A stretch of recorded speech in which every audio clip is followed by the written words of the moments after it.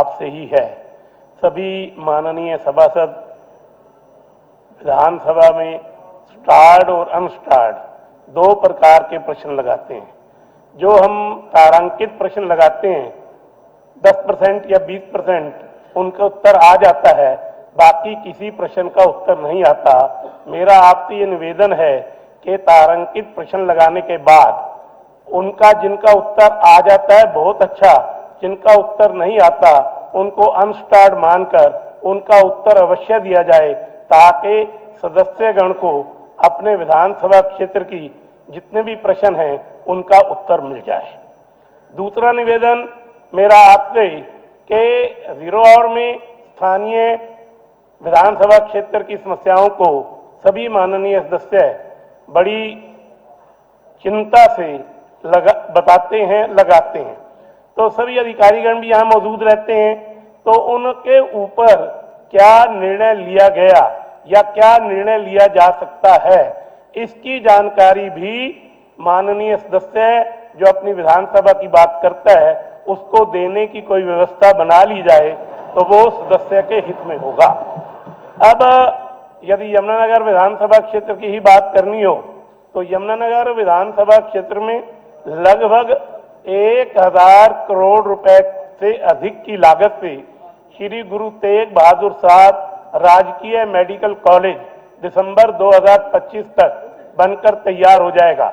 उसमें 500 बिस्तर का अस्पताल भी बनाया जाना प्रस्तावित है, वो साथ साथ ही बन रहा है, परंतु उसकी कनेक्टिविटी जो है नगर से बहुत भीड़ भाड़ वाले क्षेत्र से है और बहुत दूर पड़ती है।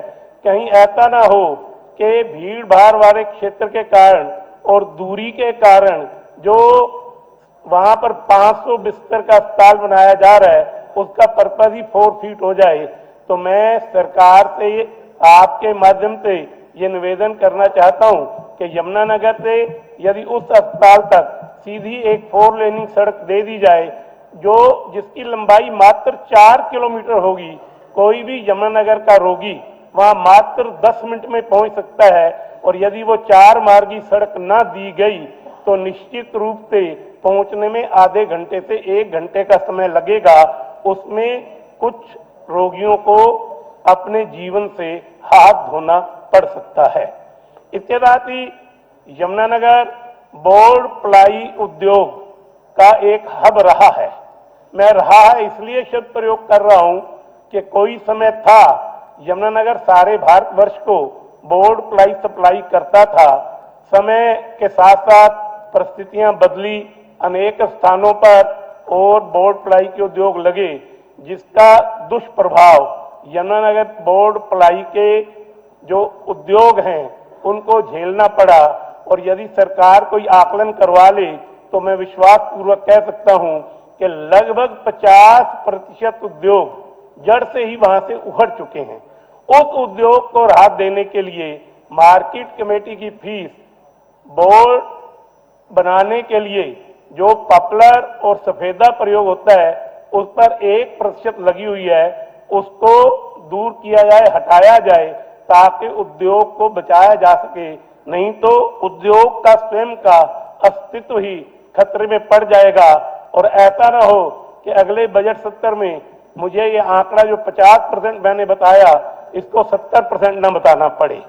इसलिए ये निवेदन है कि बोर्ड प्लाई उद्योग के अस्तित्व को बचाने के लिए 1% मार्केट कमेटी की जो फीस है उसको हटाया जाए, 1% उद्योग स्थापित हो जाएंगे, राहत मिलेगी। तो नहीं, दोबारा नहीं आते, जो लगे हुए हैं वो जिंदा रह जाएंगे। तो माननीय अध्यक्ष महोदय, इसके साथ ही यमुनानगर जगाधरी ट्विन सिटीज है, नगर निगम का क्षेत्र है, बहुत बड़ा औद्योगिक क्षेत्र है। वहां पर कोई भी ट्रांसपोर्ट नगर या ट्रक अड्डा नहीं है, जिसके कारण लोगों को बहुत कठिनाई होती है। तो मेरा उद्योगों को राहत देने के लिए और ट्रांसपोर्टेशन की गतिविधियां सुचारू और सामान्य रूप से चल सकें, ये निवेदन है कि यमुनानगर में ट्रांसपोर्ट नगर का निर्माण किया जाए। इसके साथ ही यमुना नगर विधानसभा के 2 गांव घोड़ों पिपली और टापू मायरी यमुना के पार पड़ते हैं। वहां भी बहुत घूमकर जाना पड़ता है। यमुना रिवर पर एक बड़ा पुल बना दिया जाए, कनेक्टिविटी बढ़ जाएगी, लोगों को सुविधा होगी। और उन्हीं 2 गांवों में बिजली निगम ट्यूबवेल के कनेक्शन नहीं देता, क्योंकि बहुत लंबी लाइन पड़ती है और उसको मेंटेन करना, स्थापित करना, आप लिखित में स्थापित 1 मिनट में मैं खत्म कर रहा हूं, स्थापित करना बड़ा मुश्किल है। इसलिए उन 2 गांवों में कृषि क्षेत्र में बिजली के लिए दिए जाने वाले कनेक्शनों की भी योजना बनाई जाए। बहुत बहुत धन्यवाद। श्री रघुवीर तेवतिया जी।